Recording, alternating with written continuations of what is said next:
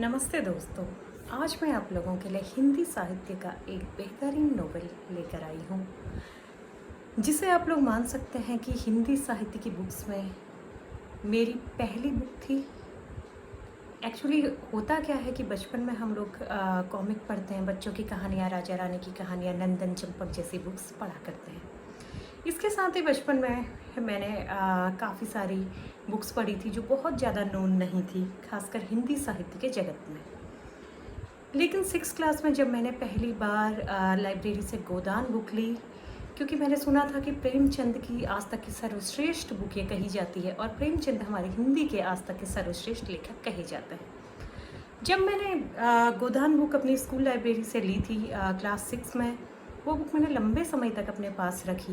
उस बुक को पढ़ा और एक बार नहीं कई बार पढ़ा, क्योंकि उस बुक के माध्यम से मैं समझ पाई कि जो असली साहित्य है वो किसे कहते हैं। उससे पहले मैंने नॉर्मल जो मैं स्टोरीज पढ़ती थी, हालांकि मैंने बहुत सारे नॉवेल्स भी पढ़े थे, लेकिन वो भी नॉन नॉवेल नहीं थे, जैसे आप लोग कह सकते हैं पल्प फिक्शन या फिर लुग्दी साहित्य जो 70s 80s और 90s में होता था। सस्पेंस कहानियाँ हैं, जासूसी नॉवेल हैं। उन सब से हमारी ऐसा जो हिंदी लिटरेचर है जिसको पुरस्कार मिलते हैं, आखिर क्यों मिलते हैं, जिन पर इतनी चर्चाएं होती, जिन्हें हिंदी साहित्य में मील का पत्थर कहा जाता है, उनमें ऐसी क्या बात होती, ये बात मैंने गोदान के माध्यम से जानी। और गोदान को बार बार पढ़ने के बाद मेरे दिलो दिमाग में एकदम से उसकी हर लाइन, हर कैरेक्टर, हर चित्र मानो छप सा गया। आज मैं आप लोगों के लिए गोदान बुक जो लेकर आई हूँ, ई बुक के फॉर्म में लेकर आई हूँ। जैसा कि हम लोग जानते हैं आजकल ई बुक का ज़माना है, तो गोदान को आप लोग ऑनलाइन पढ़ सकते हैं, बल्कि आप किसी भी बुक को ऑनलाइन पढ़ सकते हैं। लेकिन मैं सजेस्ट करूँगी कि ऐसी बुक्स जो बहुत इंपॉर्टेंट हैं, जो आपको लगता है कि बार बार पढ़नी चाहिए, ख़ास तौर पे बहुत सारी सेल्फ हेल्प ऐसी बुक्स होती हैं, तो वो बुक्स आप ज़रूर हार्ड कॉपी में लेकर अपने पास रखिए। और बाकी बुक्स आजकल तो इतनी सुविधाएं हो गई हैं कि आप लोगों को ऑनलाइन आराम से आप लोग किंडे ऐप पे, बाकी सारे ऐप्स पे ऑनलाइन पढ़ सकते हैं। तो गोदान के कई सारे कवर्स में गोदान अवेलेबल है। हार्ड कॉपी लेना चाहें तो ऑनलाइन इसकी हार्ड कॉपी अवेलेबल है। तो गोदान में ऐसी क्या बात है जिसे हिंदी साहित्य की सर्वश्रेष्ठ कृति कहा जाता है। आजकल भी एग्जाम्स में आप लोग देखते हैं, खासकर साहित्य के पेपर में हमेशा गोदान से रिलेटेड कोई ना कोई क्वेश्चन पूछा जाता है। तो गोदान की कहानी मैं आपको शॉर्ट में बताती हूँ। ये मेनली एक किसान होरी की कहानी है। ये वो समय काल है जब अंग्रेज़ों का शासन था, जब अमीरों गरीबों के बीच में बहुत बड़ी खाई थी। गरीब किसान हमेशा अंग्रेज़ों और अपने साहूकारों, जमींदारों के नीचे पिसते थे। रात दिन खेत में काम करता है होरी, जिसके 3 बच्चे होते हैं। गोबर उसका बेटा है, रूपा और सोना उसकी बेटियां हैं। होरी की पत्नी है धनिया। पूरे परिवार ही नहीं बल्कि उनके गांव के लगभग हर किसी का पूरा जीवन बहुत ही कष्टों और संघर्षों में बीतता है।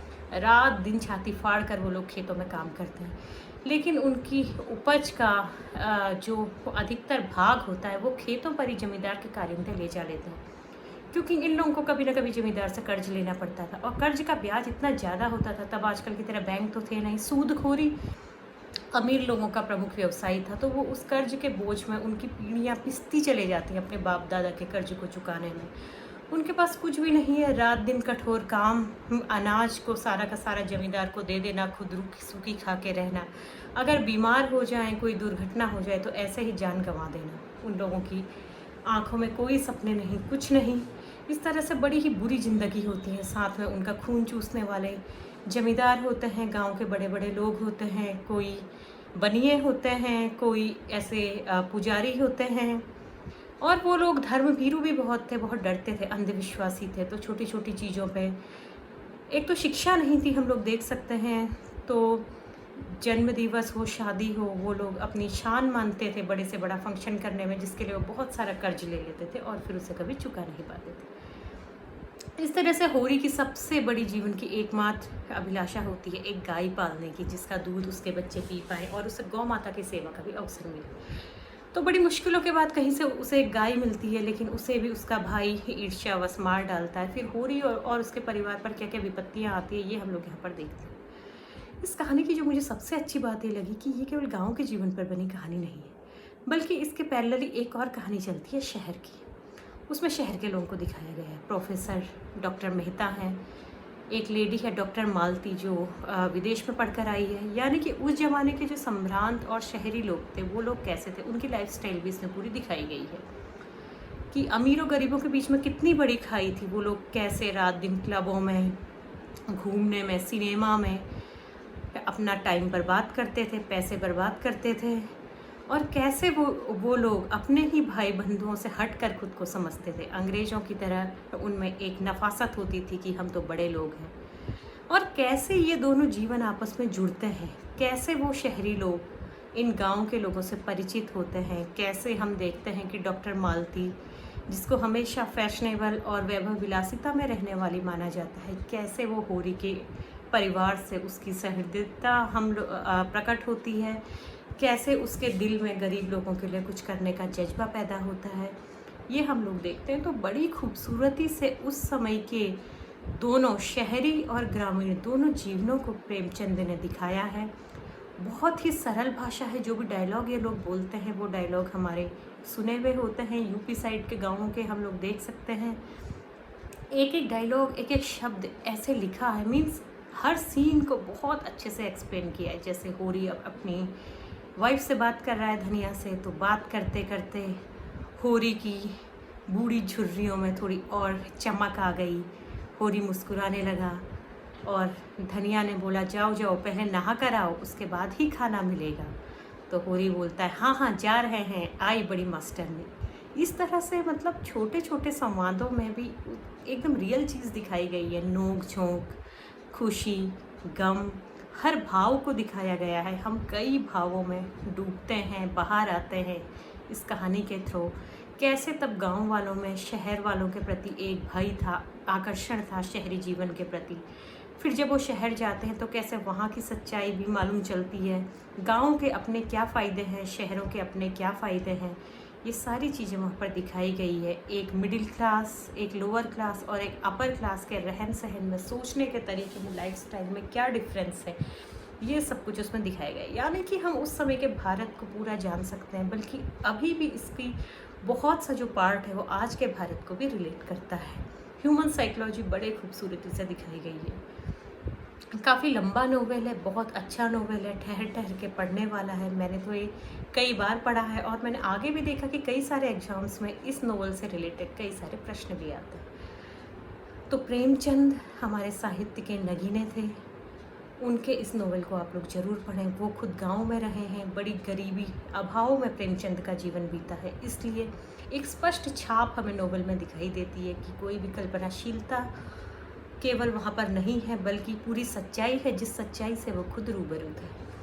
आप लोग गोदान पढ़कर मुझे बताइए आपको कैसी लगी। इसके शीर्षक की बात करें तो गोदान यानी गाय का दान, ये यहाँ पर भी हमारे समाज की रूढ़िवादिता को दिखाता है बड़े व्यंग्यात्मक तरीके से।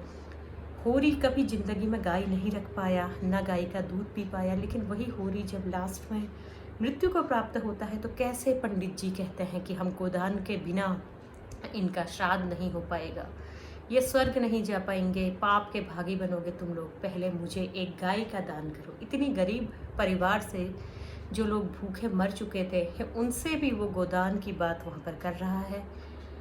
तो ये हम यहाँ पर देखेंगे कि मतलब हमारे समाज में कैसी विसंगतियाँ हैं, कैसे कैसे रीति रिवाज, अंधविश्वास, अशिक्षा की वजह से हमें क्या कुछ झेलना पड़ता है और कैसा असंवेदनशील हमारा समाज है।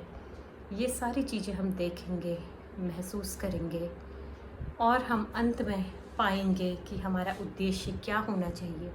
किस तरह से अगर हमें मौका मिला है अच्छी तरह से शिक्षित होने का, हम समाज में अच्छे पद पर हैं, हमारे पास पैसा है, तो कैसे हम अपने ही भाइयों के लिए जो दबे कुचले हैं, जिन्हें पता नहीं है कि उनकी क्या अधिकार हैं, कैसे वो लोग एक अच्छा जीवन जी सकते हैं, कैसे हम लोग उनकी सहायता कर सकते हैं, ये हम लोग इस नोवेल में जानेंगे। इसका हर पात्र अपने आप में जानने लायक है, चाहे वो मिस्टर खन्ना हो, मिस्टर मेहता हो, मिस मालती हो, मिस सरोज हो, या फिर गांव के जितने भी कैरेक्टर बनाए गए हैं, बहुत ही अच्छे बनाए गए हैं। ये पूरा एक ऐसा नोवेल है जिस पे बहुत अच्छी टीवी सीरीज बन सकती है, मूवी बन सकती है। जैसे हम लोग आजकल देख रहे हैं कि टीवी सीरीज़ और मूवीज़ में बहुत अच्छी स्टोरीज़ नहीं होती हैं, लेकिन ये एक पूरा ऐसा चलचित्र है जो हमारी आंखों के सामने घूमेगा तो हमें लगेगा कि हम एक पूरा जीवन वहाँ पर जी पाए। तो आप लोगों को मैं ये बुक हाईली रिकमेंड करूँगी। अच्छा लिटरेचर पढ़ने की दिशा में पहला स्टेप आपका गोदान ज़रूर होनी चाहिए। इस बुक को आप लोग पढ़कर बताइए आप लोगों को ये बुक कैसी लगी। मैं इसे साहित्य की बुक्स में सबसे टॉप पर रखती हूँ हिंदी साहित्य में, और मैंने ही नहीं बल्कि इसे सभी साहित्यकारों ने सर्वश्रेष्ठ कृति माना है। प्रेमचंद की मैंने काफ़ी सारी बुक्स पढ़ी हैं, उनका लेखन मुझे काफ़ी पसंद है। आगे मैं आप लोगों के लिए प्रेमचंद की लिखी हुई और भी बुक्स लेकर आऊँगी। तब तक के लिए आप लोग मुझे कमेंट सेक्शन में बताइए आप लोगों को इस बुक के बारे में सुनकर कैसा लगा। नमस्ते।